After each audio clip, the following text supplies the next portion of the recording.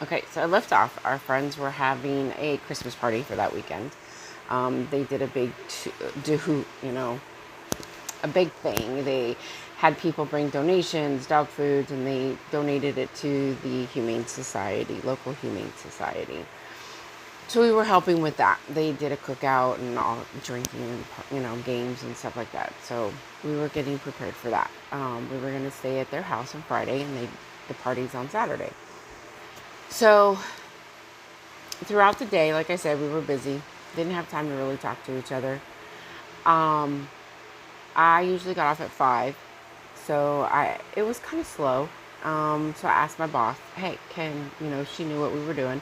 So I asked her, I said, hey, can we leave? Can I leave a little early? I just want to surprise him, that I got off early and we can get up there earlier. And she's like, yeah, sure, go ahead. So it was probably about 4 o'clock. I started headed home. I because it's Friday, it's busy.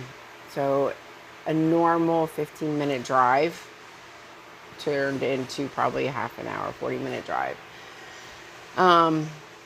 But halfway going home, I got a phone call. It was his boss. I was like, I'm not going to answer. I'm not going to answer because he probably wants him to do something. And my husband, knowing my husband, would take off the time, would be like, okay, we'll go do this real quick before we can do that. So I'm not going to answer. So he left a message. I couldn't understand him. I was just like, okay, I don't understand.